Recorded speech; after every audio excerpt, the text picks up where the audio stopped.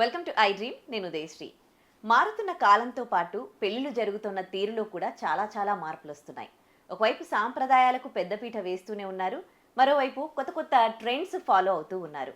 మనం present Vanaja Rao quick మ్యారేజెస్లో ఉన్నాము. వనజారావు గారు ఇది స్టార్ట్ చేసి దాదాపు 40 ఇయర్స్కి పైనే అయ్యింది. అంటే దగ్గర దగ్గర 3-4 తరాల వారిని చూశారు. సో ఈ పెళ్లిళ్ళల్లో కాలక్రమేణా ఎలాంటి మార్పులు వచ్చాయి? అండ్ సెలబ్రిటీస్ పెళ్ళిళ్ళు కూడా ఆవిడ చేస్తూ ఉంటారు. సో సెలబ్రిటీస్ ఏది చేస్తే అది నార్మల్ పీపుల్ ఫాలో అవుతూ ఉంటారు. మరి ఇప్పుడు ఈ మార్పు ప్రభావం ఎలా ఉంది, ఎలా ఉండబోతోంది అడిగి తెలుసుకుందాం. వనజారావు గారితో మాట్లాడదాం. నమస్తే అమ్మా. చాలా సంతోషంగా ఉంది. ఒక 40 ఇయర్స్ కింద మీరు వనజారావు క్విక్ మ్యారేజెస్ స్టార్ట్ చేస్తే అసలు ఆ రోజుల్లోనే ఒక మ్యారేజ్ బ్యూరో స్టార్ట్ చేయాలనే థాట్ మీకు రావడము నిజంగా కూడా చాలా అంటే చాలా మందికి మీరు ఇన్స్పిరేషన్ అది. సో ఎట్లా వచ్చింది థాట్ మీకు ఆ డేస్? కానీ ఎవరు ఫస్ట్ మాట్లాడుకున్నా కూడా మా పిల్లలకి పెళ్ళిళ్ళు చేయలేక మేము మదనపడుతున్నామండి, మేము బలహీనం అయిపోతున్నాము, నీరసించిపోతున్నాము, ఇల్లైతే కట్టవచ్చు కానీ పెళ్ళైతే చేయలేము, ఆడపిల్ల తండ్రి గడప గడపకు చెప్పులరిగేలా కాళ్ళరిగేలా తిరిగాడని ఇవన్నీ నాకు వింటూ ఉంటే ఇలా ఎందుకు ఉండాలి, పెళ్ళిళ్ళు చేయడం గగనం కాదు సుగమం అని చాటి చెప్పాలని ఎప్పటి నుంచో నాకు అలా అనిపిస్తూ ఉండేది. ఎందుకంటే ఇంత కనీ పెంచి పెద్ద చేసి పెళ్లి దగ్గరకు వచ్చేటప్పటికి పిల్లలు భారం అయిపోయారా, బరువు అయిపోయారా, గుండె మీద కుంపటైపోయారా, ఎవడు కనిపెట్టాడు ఈ ఉపమానం, అలా నాకు బాధ అనిపించేది. అలాంటప్పుడు ఏదైనా సరే ఒక మంచి మ్యాచ్ అనేది చేయాలి, ప్రపంచంలో మనకు నంబర్ 1లో ఉండాలి, దట్ ఈజ్ వనజరావు అనిపించుకోవాలి. పుట్టడం గిట్టడం మానవ సహజమే, అది కాదని చెప్పను. కానీ దీనిలో మనం చేసే గొప్ప ఏమిటి అది తెలియాలి. అది తెలియాలనే ఉద్దేశంతోనే ఇలా స్టార్ట్ చేయాలని చూశాను. అప్పట్లోనే కొంతమంది చాలా వరకు కూడా వద్దనే చెప్పిన వాళ్ళే కానీ ఎంకరేజ్ చేసిన వాళ్ళు ఎవరూ లేరు నన్ను. ఎందుకంటే ఇచ్చేవాళ్ళు కరెక్ట్గా ఇవ్వకపోతే ఫేక్ డీటెయిల్స్ ఇస్తే ఎందుకు ఇరుక్కుపోతావు, ఇలాంటివన్నీ పెళ్ళంటే 100 పంట 1000 జీవితం కదా అనేసేసి అలా మాట్లాడి భయపెట్టడం మొదలుపెట్టారు. అమ్మ నాన్నల దగ్గర నుంచి, సిస్టర్స్ దగ్గర నుంచి, హస్బెండ్ కూడా వద్దనే చెప్పారు. కానీ నేను అనుకున్నది సాధించాలి అనే ఉద్దేశంతోనే నేను ముందడుగు వేశాను. తర్వాత కొన్నాళ్ళు మా వారు కూడా నాతో మాట్లాడేది కోపం వచ్చారు కూడా. కానీ రాను ఏంటంటే తను పీసరావు ఫలానా వైస్ ప్రెసిడెంట్ అంటే అది ఎవరికి తెలిసేది కాదు. వనజరావు హస్బెండ్ అంటేనే వా నమస్తే నేను అప్పుడు నేను ప్రౌడ్గా ఫీల్ అయ్యేదాన్ని వింటున్నా నేను. అందువల్ల అలా పేరు అంచెలంచెలుగా పెరిగిపోయింది, బ్రాంచెస్ కూడా అలా విస్తరించిపోయాయి. ఇదంతా నా ప్రమేయం అనేసి నేను అనను. కష్టపడి ఏదైనా సాధించగలిగితే ప్రతి ఒక్కళ్ళు సక్సెస్ అవుతారని నేను మాత్రం ప్రతి ఒక్కళ్ళకి చెప్తున్నాను కూడా. అలా చెయ్యండి. అలా ఎందుకంటే వంటింటి కుందేలాగా ఇంటింటికే మనకు పరిమితం అవటం ఎందుకు, మనం కూడా ఏదైనా సాధించాలి. మనలో ఉన్న కళను, ప్రతిభని మనం బయట పెట్టాలి. అంతేకాని మనం ఇంకా ఏదో మనం నిగూఢంగా అలా ఉండిపోవడం అనేది, ముభావంగా ఉండిపోవడం అనేది అది మంచిది కాదు, సభ్యత కాదన్న ఉద్దేశం. ఎప్పుడైనా మళ్ళీ మీ హస్బెండ్ అన్నారా అసలు అంటే ఎర్లీ స్టేజెస్ లో నేను అట్లా అన్నాను, ఇవాళ ఇంత సక్సెస్ అయ్యావు లేదా? అనలేదు కానీ తనకు అనిపిస్తూ ఉంటుంది, అది తెలుసుకుంటాను. సో అప్పుడు మీరు ఇది లాంచ్ చేసినప్పుడు పెళ్ళిళ్ళ తీరు అనేది ఎట్లా ఉండేది? అప్పట్లో అంటే కనీసం పిలకలు పట్టుకొని ఏదో ఇంటింటికి తిరిగి సంచులు తగిలించుకొని పెళ్ళిళ్ళ పెరయ్యలు తిరిగేవాళ్ళు. వాళ్ళను అందుకని మా వాళ్ళు కూడా కొంత అపహాస్యం చేశారు, ఏంటి పెళ్ళిళ్ళ బ్రోకర్ అవతారం ఎత్తావా, పెళ్ళిళ్ళ పెరయ్య అవతారం ఎత్తావా అని. కానీ ఏదన్నా అనుకొని ఇప్పుడు నేను అమ్మతో కూడా అదే అంటుంటాను, మీ పేరు మాత్రం మా కుటుంబానికే తెలుసు, నా పేరు మాత్రం ప్రపంచానికంతా తెలుసు కదమ్మా అనేసి అంటుంటాను. ఇప్పుడు అమ్మ వాళ్ళు కూడా చాలా గ్రేట్గా చెప్తుంటారు, నా బిడ్డ అనేసి అంటుంటారు. అందువల్ల దీనిలో ఏంటంటే అప్పట్లో నుంచి ఒక కార్పొరేట్ స్టైల్లో పెట్టుకొని ఎవరైనా కూడా ఒకవేళ మీ స్టాఫ్ని ఇంటికి పంపిస్తారా, నేను బయోడేటా ఫోటో ఇవ్వాలంటే నో, మీ రిక్వైర్మెంట్స్ ఏంటో చెప్పండి ముఖాముఖి. ఒకళ్ళ చేత మీడియేటర్ చేత పంపించడం అనేది కాదు. పెళ్ళి అనేది జీవిత సమస్య, ఇది పెళ్ళంటే 100 పంట 1000 జీవితం. అందువల్ల మీరు ఖచ్చితంగా చెప్పాలి మన బిడ్డకి ఎలాంటి మ్యాచ్ ఉంటే బాగుంటుంది అనేసి. అందువల్ల వాళ్ళని రమ్మని చెప్పేదా. అందువల్ల వచ్చేవాళ్ళు ధైర్యంగా ఇలా సమాజంలోనే ఒక మార్పు తీసుకొచ్చానేమో అనిపిస్తుంది నాకు. అంతే కదా. నిజంగానే మార్పు తీసుకొచ్చారు, ఎంతో మందికి ఇన్స్పిరేషన్ కూడా మీరు. ఆ, ఆ టైంలో మీరు మీరు స్టార్ట్ చేసే టైంకి మ్యారేజ్ బ్యూరో అనే ఒక పదంతో ఇలా పెళ్లి సెట్ ఆడవాళ్ళు చేసిన వాళ్ళు ఏం లేదు కదా. ఎవరు లేరు. ఓకే. అంత ధైర్యం అంత సాహసం ఎవరు చేయలేదేమో. చేసినప్పుడు ఇలాంటి ఆటుపోట్లన్నీ ఎదుర్కోవాలేమో, ఎందుకని ఒకవేళ వాళ్ళకు ఉన్నా కూడా మనసులో ఉన్న ధైర్యంగా స్టెప్ వేయలేకపోయారు. అది ఎందుకు నేను అలా వేశాను అనేది నాకు తెలియదు. అలా వేసేసాను అంతే. బాబాని నమ్ముకున్నట్టున్నారు ఎందుకంటే మీరు కూడా. హస్బెండ్ ఏదో ఆఫీసులకు వెళ్ళడం, ఇంట్లో పని పాట లేకుండా ఆయన idle man's brain is devil's workshop అనేసి అనుకుంటూ పిచ్చాపాటి మాట్లాడుకొని లేనిపోని తలనొప్పులు తెచ్చుకోవడం ఎందుకు. అలా అంటేది మనం ఏదో ఒకటి మనం వ్యాపకం అనేది ఉంటే బాగుంటుంది కదా అనేసి నా ఉద్దేశం. దేన్ని నమ్ముకుని, ఏ నమ్మకంతో మీరు సక్సెస్ అవుతానని కాన్ఫిడెన్స్ తో మీరు ముందుకెళ్లారు? నేను సక్సెస్ అవుతానని అనుకోలేదు. ఆ. ఏదో నాకు ఒక కాలక్షేపం, టైంపాస్, ఏదో ఒక మంచి మ్యాచ్ సెటిల్ చేశానన్న ఆత్మతృప్తి అది మాత్రం నాకు ఉంటుంది. ఒక జీవితాన్ని కలిపాను. ఎందుకంటే ఒక ఇరువురి కుటుంబాలను కలిపిన సూత్రధారిని నేనే. ఆ ఇరువురికి ఒక జీవితాన్ని ఇచ్చిన ఆదర్శమూర్తిని నేనే. అలాగా నిలబడిపోవాలనుకున్నానే కానీ ఒకటి రెండు మ్యాచెస్ ఏదో ఒక బ్రాంచ్ పెట్టుకొని చేద్దాం అనుకున్నాను. కానీ అంచెలంచెలుగా ఇలా ఎదిగి నాకు పేరు అనేది శిఖరాగ్రాన్ని అందుకుంటుందని నేను ఎప్పుడూ అనుకోలేదు. సినిమాల్లో కూడా నా పేరు వచ్చి వనజరావు క్విక్ మ్యారేజెస్ వెళ్ళిపోవాలంటే ఎవరో చూసి సినిమాలు చూసి చెప్తూ ఉంటారు, మీ పేరు వచ్చిందని సినిమాలో అనేసి. నిజంగా నాకు వింటుంటే ఆశ్చర్యం అనిపిస్తుంది.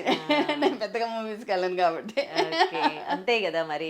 ఇది కదా నేను సాధించిన సక్సెస్. అదేనండి, ఆ ఫీలే వేరు కదా. సో ఇప్పుడు చాలా హంగు ఆర్భాటాలతో పెళ్లి చేస్తూ ఉన్నారు. అసలు మీరు స్టార్ట్ చేసినప్పుడు ఈ సంగీత్, హల్దీ, మెహందీ ఇలాంటివి ఏమీ లేవు కదా. అవన్నీ ఏమీ లేవు. కానీ 16 రోజుల పండుగ అనేది ఉండేది. నా పెళ్ళప్పుడు కూడా చాలా ఘనంగా చెప్పుకునేవాళ్ళు. చాలా గ్రాండ్గా చేశారు. నాన్నగారు వాళ్ళు 7 వారాల నగలిచ్చి ఎంతో ఇదిగా చేశారు అనేసి అందరూ చెప్పుకునేవాళ్ళు. కానీ ఇప్పుడు 7 వారాల నగల కోసం కాదు కానీ 300 స్వీట్స్ పెట్టారా, 300 వెరైటీస్ పెట్టారా, ఫుడ్ వెరైటీస్, 500 పెట్టారా, 5000 పెట్టారా, ఇలా చెప్పుకుంటున్నారా. కానీ 5000 పెట్టా, 3000 పెట్టా, అవన్నీ పెట్టుకొని తింటున్నారా లేదా? అవన్నీ వేస్ట్ పడేస్తామే కదా. దానికోసం ఇంత ఏదైనా ఎవరికైనా ఏదైనా ఒక వాళ్ళు స్లమ్ ఏరియాస్ ఉంటారు, వాళ్ళకి ఏదైనా ఇచ్చినా కూడా వాళ్ళ పేరు తెలుసుకుంటారు కదా. అలాంటివి నాకు అనిపిస్తుంటుంది. ఈ పెళ్ళికి వెళ్ళినా కూడా ఆ పదార్థాలన్నీ చూశాక ఆ పడేస్తున్న ఇది వాళ్ళు ఏదో చూసి పడేస్తాం చూస్తే అయ్యో అనిపిస్తుంది. ఇదంతా వీళ్ళకంతా పెడితే ఎంత బాగుంటుంది కదా అనేసి. కానీ మార్పు ఎప్పటికి వస్తుందో మనకు తెలియదు. అందువల్ల చాలా వరకు అది ఏదో ఇరుపుట్టుతో ఇల్లు చెడే, వాతం నొప్పులతో ఒళ్ళు చెడే అన్నట్లు ఒక్కొక్కళ్ళు చూసి అంచెలంచెలుగా అలా భేషజాలకు వెళ్ళిపోతున్నారే తప్పనించి పొదుపుగా పొందిగ్గా మనం వాడుకుందాం. పెళ్లి విషయంలో ఎంతో ఇదిగా ఆడుకుందాం. మన పిల్లలకి భవిష్యత్తులో వాళ్ళకి ఉంటుంది అనే ఆలోచన వాళ్ళు ఉండట్లేదు. ఉన్నది సప్పు చేసి ఖర్చు పెట్టేయాలి, ఘనంగా చేయాలి, అందరూ ఆహా ఓహో అనుకోవాలి. ఎంతవరకు అనుకుంటారు? ఆ రోజు అనుకుంటారు, నెక్స్ట్ డే ఇంకో పెళ్ళి పోతారు, అది చూసుకుని ఆహా అనుకుంటారు, అంతే కదా. కానీ ఇది తాత్కాలికం పెట్టుకొని ఇది అశాశ్వతంగా శాశ్వతం అనుకొని అప్పుల పాలైపోవడం అనేది చాలా దారుణమైన విషయం. ఓకే. ఈ 3 తరాలు 4 తరాలు దాదాపు చూసారు కదా మీరు. ఈ మార్పులు అనేవి ఎట్లా వచ్చాయంటే జనరేషన్ టు జనరేషన్ ఈ మార్పు కాలక్రమేణా ఎలాంటి మార్పులు మీరు చూసారు? మంచిగా వస్తుంది. మొదట్లో మొన్న ఒకళ్ళు కూడా అంటున్నారు, వాళ్ళ వైఫ్ అండ్ హస్బెండ్ వాళ్ళ అమ్మాయిని తీసుకొని వచ్చి మ్యాచ్ చూస్తూ, నా భార్యని అసలు నేను నా పెళ్ళికి ముందు నేను చూడలేదండి అనేసి ఆయన నవ్వుతున్నారు. అది పెద్ద ఆఫీసర్ కూడా పాపం.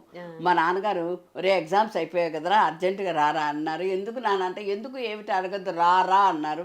నేరుగా వచ్చేసాను. ఎదురుగా బాగాలేదేమో రమ్మంటున్నారు అనేసి వచ్చేసాను. ఎల్లుడి నీ పెళ్ళి రా అన్నారు. అంటే ఇంతకీ అమ్మాయి ఏంటి కూడా మాకు తెలియదండి.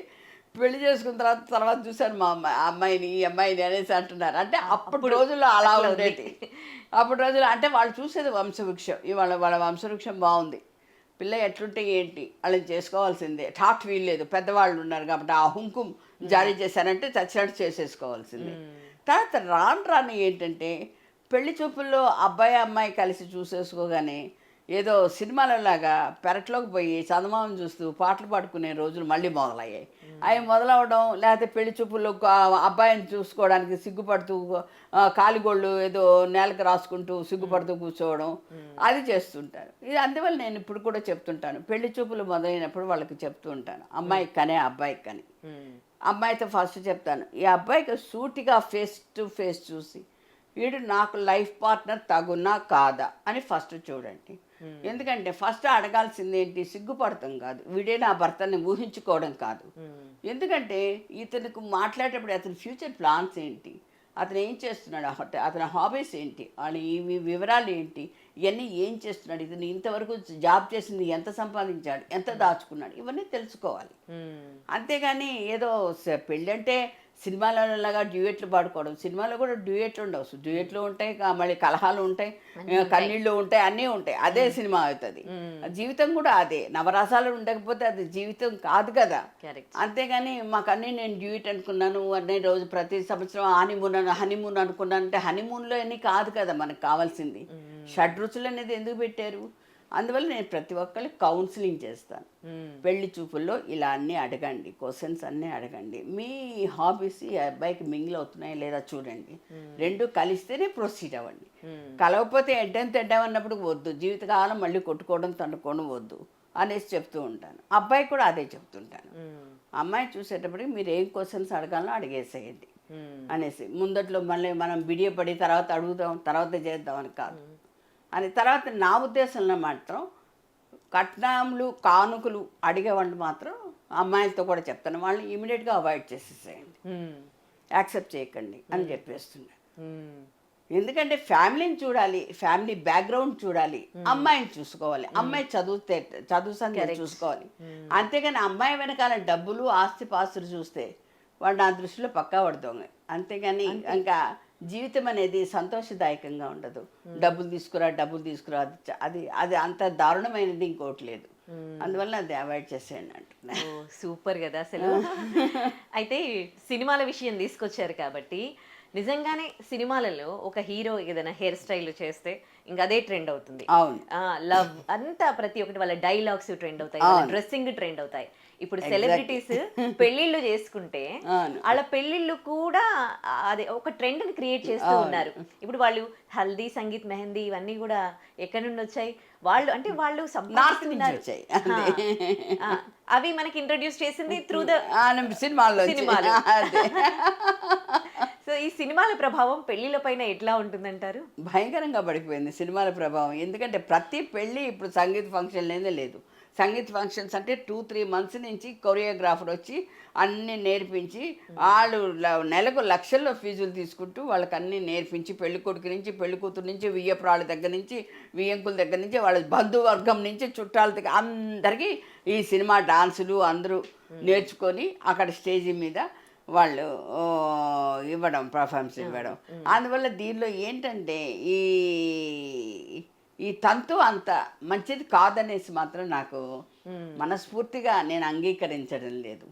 ఎందుకంటే వాళ్ళు ఏమిటో ఎవరు మొత్తంతో కొంతమంది అంటుంటారు చాలా గ్రాండ్గా చేసామండి, అంగరంగ వైభోగంగా, కానీ 3వ రోజు పట్టుమని పోయిందండి, వాడు పనికిమాలినోడండి, వాడు ఇంపార్టెంట్. ఎందుకు ఇవన్నీ గోల? హాయిగా పెళ్లి చేసుకుని వాళ్ళు ఒక సంవత్సరం కాలం వాళ్ళు సుఖంగా ఉన్నప్పుడు వాడు వెడ్డింగ్ యానివర్సరీ అప్పుడు గ్రాండ్గా అరేంజ్ చేయండి. వాళ్ళు ఎలా ఉన్నారు ఏంటి తెలుస్తుంది.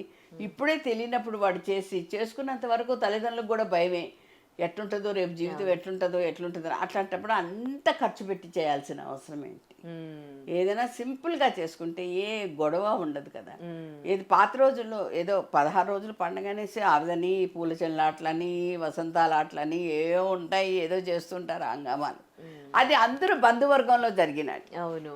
ఇప్పుడు ఏంటో హల్దీ ఫంక్షన్, మెహందీ ఫంక్షన్, అదొక రోజు, ఇదొక రోజు, సంగీత్ ఫంక్షన్, మళ్ళీ పెళ్లి కూతురు తయారు చేసే ఫంక్షన్, ఏంటి ఇవన్నీ హంగామాలు. ఈ స్పీడ్ యుగంలో ప్రతి ఒక్కళ్ళు కూడా పని కట్టుకొని ఆ ఫంక్షన్స్కి అటెండ్ అవ్వాలంటే ఆ ఫంక్షన్ కోసం కూడా చాలా కష్టపడతారమే. ఈ ట్రాఫిక్లో మళ్ళీ వెళ్ళాలని విసుక్కుంటానే తప్పనించి ఇంకేం వాళ్ళు ఎగురబడి సంతోషంగా పరిగెట్టే వాళ్ళు ఎవరు లేరు, అంత ఖాళీగా కూర్చునే వాళ్ళు ఎవరు లేరు. కాబట్టి అందువల్ల ఇలాంటివన్నీ అవాయిడ్ చేయడం బెటర్ అనేసి నా ఉద్దేశం. కానీ ఇప్పుడు ఆగే తంతు లేదు, ఏమాత్రం కనపడటం లేదు, కనుచూపు మేరలో కూడా కనపడటం లేదు. ఇంకెక్కువే అవుతున్నాయి కానీ. పెరుగుతున్నాయి కానీ తరగట్లేదు. ఇప్పుడు విజయ్ దేవరకొండ గారి పెళ్ళి అవుతోంది కదా, ఇందులో ఇప్పుడు అంటే వాళ్ళు మంచిగా ఉదయ్పూర్ వెళ్ళారు, వాళ్ళు ఫైనాన్షియల్గా ఇద్దరు సెలబ్రిటీస్. సో అక్కడ క్రికెట్ టీం లాగా అంటే ప్రతి స్పోర్ట్స్ పెట్టారనమాట, 2 టీంలుగా, అమ్మాయి తరపు అబ్బాయి తరపు, ఏదైనా సరే ఏ స్పోర్ట్ అయినా సరే అట్లా అయ్యి వాళ్ళు ఎంజాయ్ చేస్తూ ఉన్నారు. సో క్రమంగా ఇప్పుడు వాళ్ళు చేశారు కాబట్టి ఇది కూడా మళ్ళీ నెక్స్ట్ ఈ పెళ్ళిళ్ళ దాంట్లో ఈ ట్రెండ్ కూడా వచ్చేస్తుంది అంటారా? డెఫినెట్గా వస్తుంది. ఎందుకంటే ఇప్పుడు మీరు అన్నారు కదా, ఎవరు ఏ హెయిర్ స్టైల్ చేసుకున్నా కూడా అది చేసుకుంటారు, ఏ డ్రెస్ పెట్టినా అదే వేసుకుంటుంటారు. అది సినిమా కదా, మనకి ఎందుకని ఏం లేదు, నిజ జీవితంలో అలాంటివి ఎన్నో చూస్తున్నాం కూడా మనం. అందువల్ల ఇలాంటివన్నీ జరుగుతుంటే ఇంకా రాను రాను ఇంకా ఎలాంటివి వస్తున్నాయో మనం చెప్పలేం. కానీ ఈ దీన్ని ఏమనాలో కూడా నాకు తెలీదు. కానీ ఒకటి, అంతా ఎంజాయ్ చేస్తూ చేసుకున్న వాళ్ళు కలిసి కలకాలం కాపురం చేసుకుంటేనే హ్యాపీగా ఉంటుంది. దానికి అర్థం ఉంటుంది, వాళ్ళు అంత డబ్బులు ఖర్చు పెట్టి అంత సంతోషంగా అన్ని చేసుకొని ఆఖరికి వాళ్ళు బిడ్డలు పుట్టిన తర్వాత కూడా పట్టుమని విడిపోయే రోజులు చాలా మంది ఈ సెలబ్రిటీస్ లో ఉన్నాయి. అవన్నీ అలా వదిలి అది కూడా వీళ్ళు ఫాలో అవుతున్నారా అనిపిస్తుంది కదా ఒక విధంగా. ఒక బంధం అనేటప్పటికి అది కలకాలం అనేది నిలబడిపోవాలి, కానీ ఆ గట్టిముడి అనేది పీఠముడి లాగా ఉండిపోవాలి, కానీ విడిపోయే ప్రసక్తి రాకూడదు.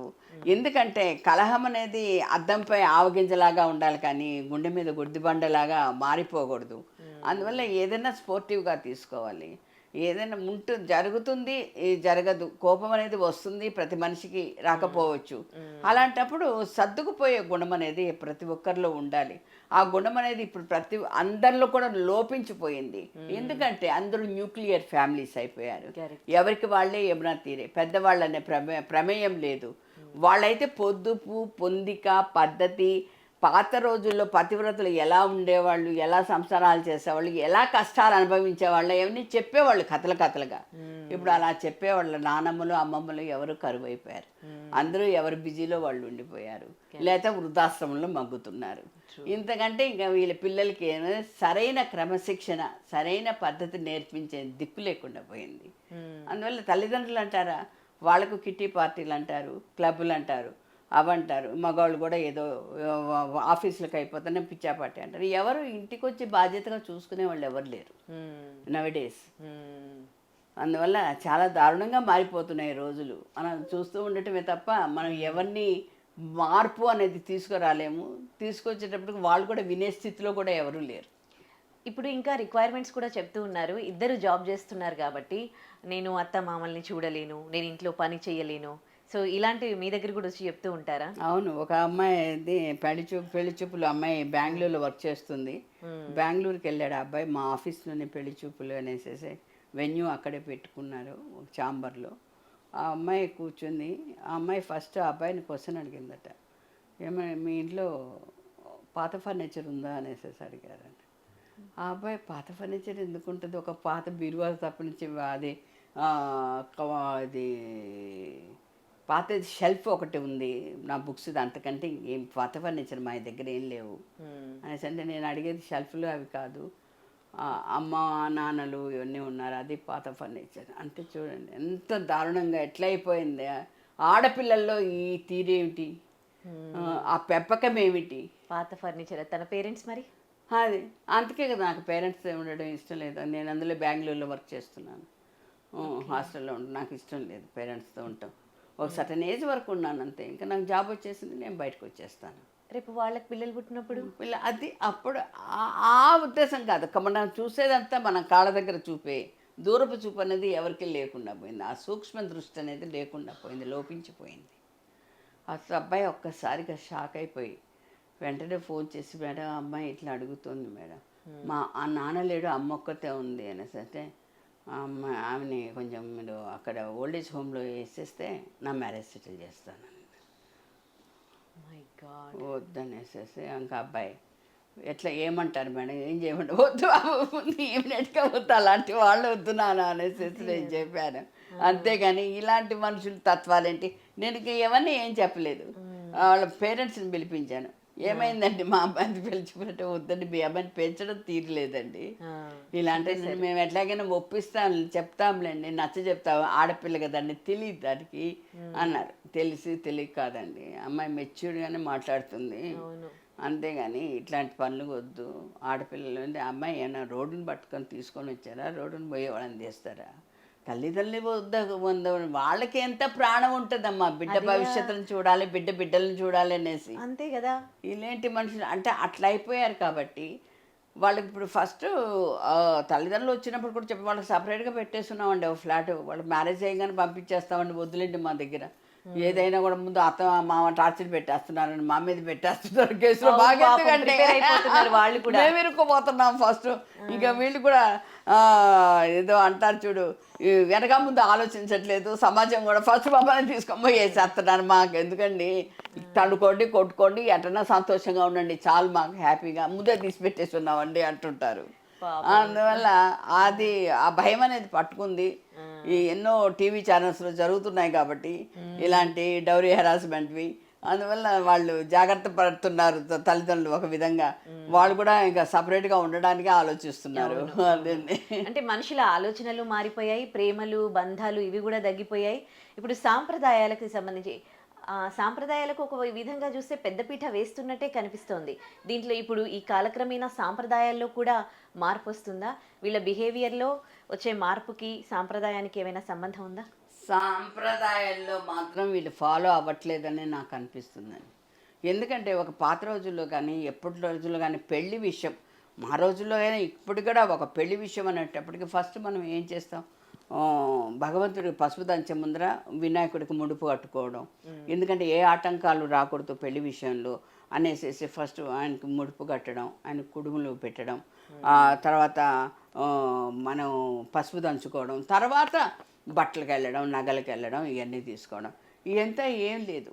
ఇప్పుడు అన్నీ ముందు శారీస్ తీసుకోవాలి, మళ్ళీ వాడు టైలర్ సార్ వాడు సరిగా కుట్టడు, వాళ్ళు ఇక్కడికి వెళ్ళాడి ఈ నగలు కొనుక్కోవాలి, ఈ హడావిడి చూస్తున్నారు. కానీ భగవంతుడికి ధ్యానం చేసుకుంటాం, వీళ్ళకి ఇది చేస్తాం, ఈ పూజలు చేసుకుంటాం, స్టార్ట్ చేస్తాం అనేసి ఉద్దేశాలు లేవు ప్రతి ఒక్కళ్ళకి. మిడిమిడి తర్వాత వచ్చిన వాళ్ళల్లో కూడా వీళ్ళు ఏదైనా సెలబ్రిటీస్కి వెళ్ళి గౌరవం ఇచ్చి పెద్ద స్థానంలో కూర్చోబెట్టడము, మిగతా వాళ్ళని కూడా పట్టించుకోకపోవడం కూడా చాలా దారుణమైన విషయం. కొన్ని సందర్భాల్లో జరుగుతూ ఉంటాయి. ఎందుకంటే ఓన్లీ పెద్దవాళ్ళకే పెద్దపీట వేసి చిన్నవాళ్ళని కూడా వచ్చింది లేదు పాప వాళ్ళంతా అంత దూరం వచ్చినా కూడా వాళ్ళని కూడా రిసీవ్ చేసుకోవాలి కదా, అది కూడా లోపించిపోయింది. నేను చాలా వాళ్ళనే ముందు క్యూలోంచి తీసి వాళ్ళు డైరెక్ట్గా రమ్మని చెప్పి ఫొటోస్ తీసుకుంటుంటారు, మిగతా వాళ్ళ గురించి పట్టించుకోరు. వాళ్ళు పడిగాపులు క్యూలో కూర్చోన్నా కూడా పట్టించుకోరు. ఇలాంటివన్నీ ఈ తేడాలు, ఈ భేదాలు అనేది లేకుండా ఉంటేనే బాగుంటుంది పెళ్లి విషయంలో. అందరూ సమానమే, అందరూ మన పెళ్లికి వచ్చారు ఆశీర్వదించడానికి అనేసి చూసుకోవాలి. కానీ వీళ్ళే గొప్ప వీళ్ళే దిబ్బ అనుకోవడం మాత్రం చాలా శోచనీయం. మీకున్న ఎక్స్పీరియన్స్ తో మీ చూస్తూ ఉంటాను కాబట్టి చాలా మంచి విషయాలు చెప్తూ ఉన్నారు మీరు. యాక్చువల్లీ అదే విధంగా బట్టలకి కూడా విపరీతంగా ఖర్చు పెడుతూ కంచికి వెళ్ళడం, ఫస్ట్ కంచికి వెళ్ళిపోవాల్సింది. కట్టలు ఎన్ని పెట్టిపోతలకి వాటికి వీటికి అన్ని కొనేసేసేయాల్సింది. ఇది ఎన్ని కొంటున్నామా ఎన్ని చేస్తున్నామని కాదు. అమ్మాయికి పెళ్లి కూతురికి 20 చీరలు 30 చీరలు, వాళ్ళకి ఇంత నగలు, ఏముందేది ఇంత అట్టహాసాలు ఎందుకు? మీకు ఉన్నాయి బట్టలు ఉంది, మనకు ఆ టయానికి ఏం కావాలో అవి తీసేసుకుంటే సరిపోయేది. ఇవన్నీ చేసేసుకొని ఊరికే ఇవన్నీ ఏదంటే అంటే ఇది బయటపడిపోయి అప్పుల పాలైపోయి బయటపడిపోయి లాస్ట్లో ఏదో బాధపడుతూ కూర్చోవడమే తప్ప ఈ వీళ్ళు ఖర్చు పెట్టేటప్పుడు మాత్రం ఆ ఊపు తెలీదు, ఆవేశాలు విపరీతంగా ఖర్చు పెట్టేస్తూ ఉంటారు. అందువల్ల ప్రతి ఒక్కళ్ళు ఆలోచించండి, ఆలోచించి ముందు జాగ్రత్త పడండి అనేసి ఎంత చెప్పినా కూడా మన దగ్గర కొడతారే కానీ వాళ్ళు చేసేదేమో చేసేస్తూ ఉంటారు. ఇప్పుడు వాళ్ళకి ఆ స్తోమత ఉందనుకోండి, వాళ్ళు చేసినా పర్లేదు.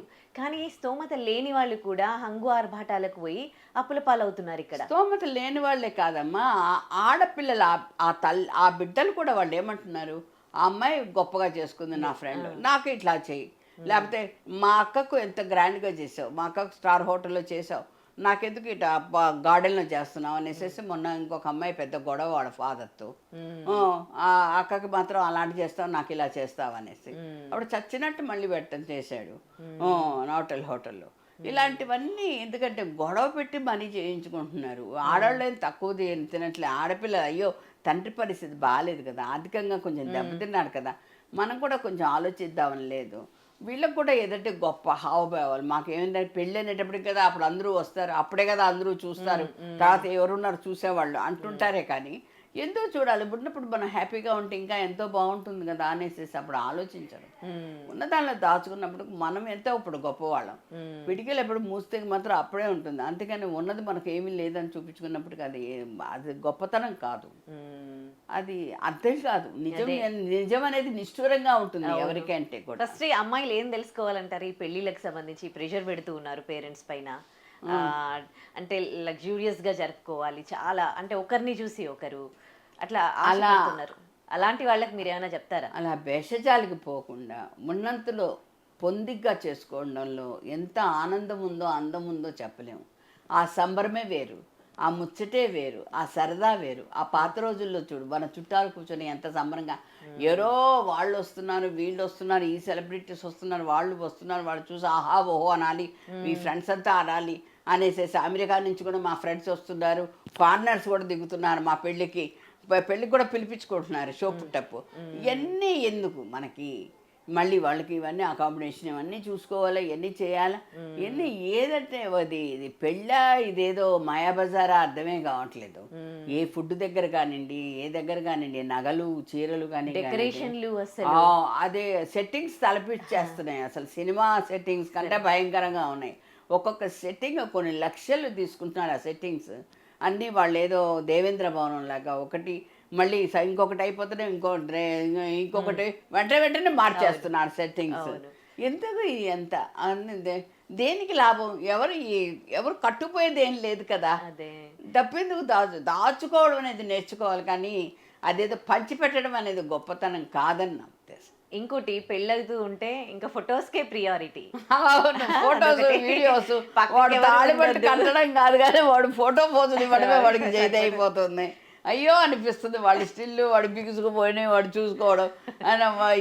ఎందుకంటే ఈ ఫోటో ఉండొచ్చు, నేను కాదని చెప్పను, అన్ని స్టిల్స్ అన్నీ వాళ్ళిద్దరూ డాన్స్ చేసుకోవడం, వాళ్ళిద్దరూ ఫోటో స్టిల్స్ పెట్టడం, వాళ్ళు ఎంత ఫోటోషాప్ ఎందుకు ఇవన్నీ ఈ ఫోటోషూట్లు ఎక్కువైపోయాయి పెళ్ళికి ముందరే. పెళ్ళి అంటే పెళ్ళి అవుతూ ఉంటే ఫోటోషూట్ చేయడం కాదు, ఫోటోషూట్స్ కోసం పెళ్లి చేసుకుంటున్నట్టు. కానీ అవన్నీ దాచుకోలేరు. రేపు ఎప్పుడైనా డిఫరెన్సెస్ వచ్చినా దాచుకోలేరు. బ్రేకప్లు వచ్చినా కూడా అదొకటి బాధ అనేది మనసులో కలుక్కుమంటుంది. అలాంటివన్నీ మనం 10 మంది చూసి ఓహో ఆహో అనిపించుకోవాలని కాదు, మనకు ఆత్మతృప్తి ఎలా ఉంది అలా చేసుకోవడం మంచిది. చాలా ఎవరైనా పిడికడ అన్నమే తింటారు కానీ ఒకటేసారి గుప్పిడన్నం గొంతులో పోసుకోరు. అది ఆలోచించుకుంటే బెస్ట్. ఇందాక మీరు అన్నారు కట్నం విషయంలో ఇట్లా కట్నాలు అడిగితే మాత్రం నేను ఎంకరేజ్ చేయను అని. అవును. ఇప్పుడు మీరు కట్నాలు అడిగితేనే ఎంకరేజ్ చేయకపోతే ఆడపడుచు కట్నాలు కూడా వచ్చాయి. పెళ్లిలో ఆడపడుచుకి ఇంత కట్నం పెట్టాలి అని కూడా మాట్లాడుతూ ఉన్నారు కదా, ఎక్కడి నుంచి వస్తున్నాయి ఇవన్నీ ట్రెండ్స్? ఆడపడుచు కంటే నా పెళ్ళికి కూడా ఆడపడుచు కట్నం ఇచ్చారా? తీసుకున్నారా? కానీ ఇప్పుడు రాను ఆడపడుచుల కట్నం అనేది మైలి భయంకరంగా, అబ్బాయి కట్టడంతో పాటు సగం కట్నం ఆడపడుచులకే కట్నం అనేసిపోతుంది. లక్షల్లో పలుకుతున్నాయి ఆడబిడ్డలు. సంతోషంగా అప్పుడు ఏదో ఒక గోల్డ్ ఒక నెక్లెస్ ఇన్ని ఇచ్చేవాళ్ళు ఏదో కానీ ఇప్పుడు అట్లా కాదు, చాలా విపరీతంగా పెరిగిపోయాయి. కానీ ఆడబిడ్డను కదండి తృప్తిపరచాలి కదా, శాంతిపరచాలి కదా, అమ్మాయి బిడ్డ తృప్తిగా ఉంటే చాలు కదా అని ఇన్ని వేషాలన్నీ వేస్తుంటారు. నేను అనేది ఏంటంటే ఇలాంటి వాటికి మా స్తోమత ఇది, ఇది మేము చేసేది ఇది అనేసి చెప్పండి. వెళ్ళి కొంతమంది అంటారు మాకేం కానీ కట్నం వద్దండి, మేము ఏమి ₹1 అడగము, వెళ్ళి ఏమన్నా పెట్టుకోండి, పెళ్ళి మాత్రం ఘనంగా చేయాలని అంటారు. పెళ్ళి ఘనంగా చేయడానికి దానికి నిర్వచనం ఏంటి? ఘనం అనేది నిర్వచనం ఏంటి?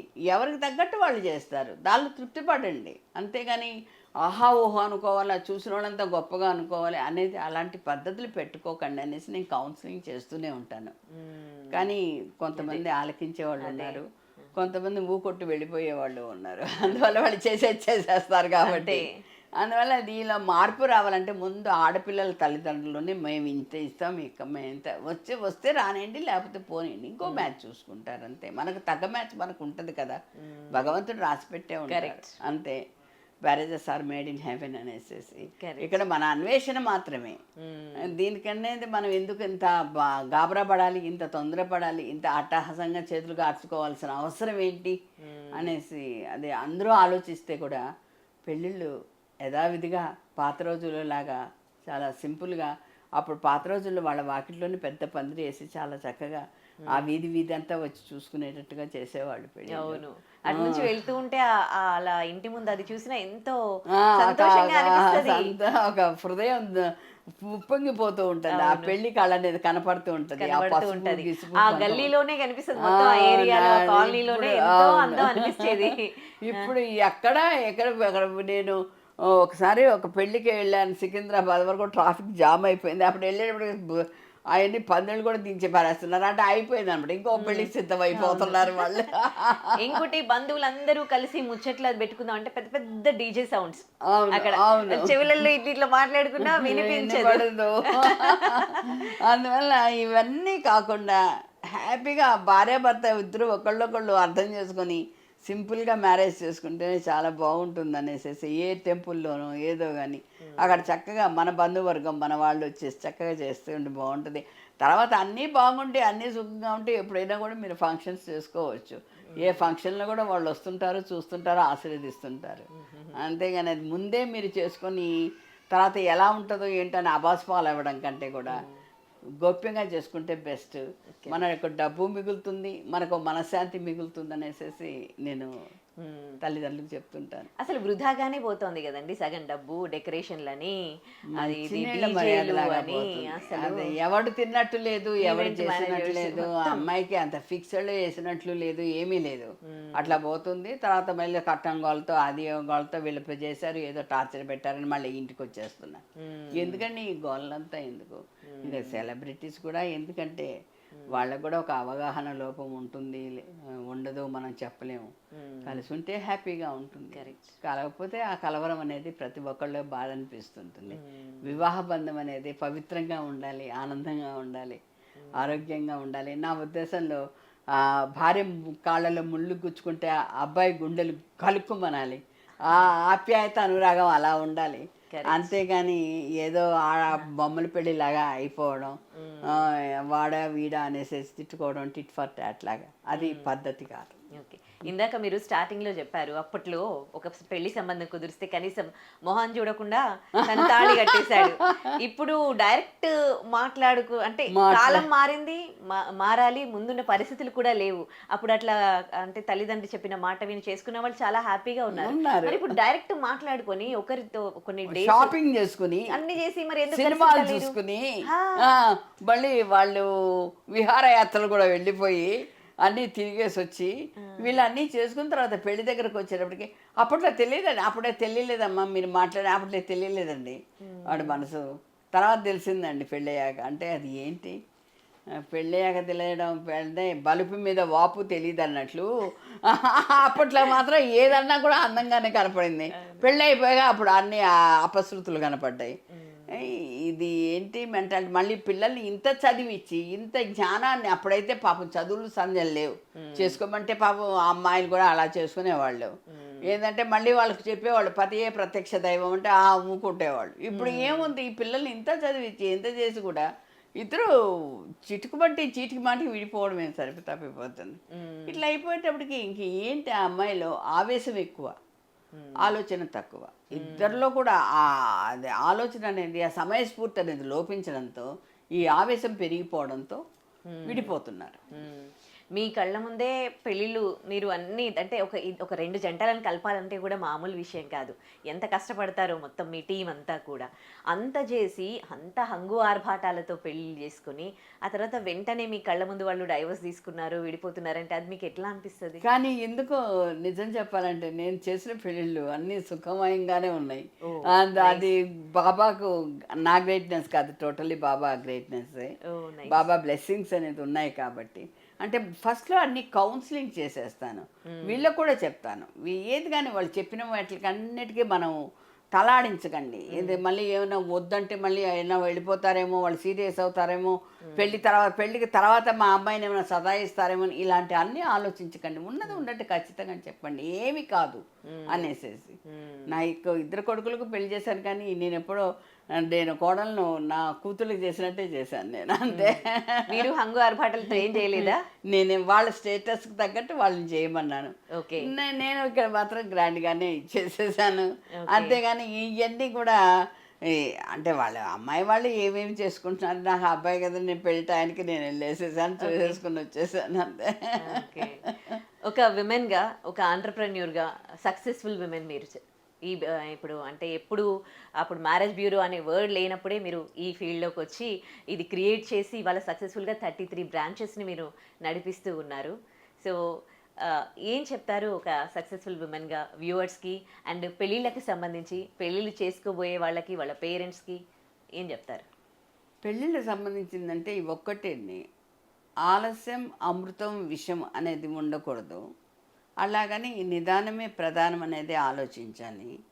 ఇంకొకటి ఏంటంటే ప్రతి ఒక్కళ్ళు ఒక దుందుడుకు స్వభావంగా అబ్బాయి అమెరికా నుంచి వచ్చేసాడు, మళ్ళీ వెళ్ళిపోతున్నాడు, ఓహో మనం పెళ్లి చేసేసుకోవాలనేసి తొందరగా పడకుండా జాగ్రత్తగా ఆలోచించండి, తూచి స్టెప్ వేయండి. జీవితం, అందువల్ల ఇది 3-4 ముచ్చట కాదు. అందువల్ల అమ్మాయి లైఫ్ ఎలా ఉంటుంది, అమ్మాయికి ఏం తెలుసు, అబ్బాయి హీరో లాగున్నాడు చేసేసుకుంటాను నాన్న ఎగబడచ్చు, కాదని చెప్పను. వాళ్ళ మంచి ఏమిటి చెడు ఏమిటి, వాళ్ళ పుట్టుపూర్వ తరాలు ఏంటి, వాళ్ళు ఎక్కడి నుంచి మైగ్రేట్ ఇచ్చారు, వాళ్ళు ఎక్కడుంది, ఆ నేటివిటీ వాళ్ళంతా ఎక్కడున్నారు, అవన్నీ చూసుకోండి.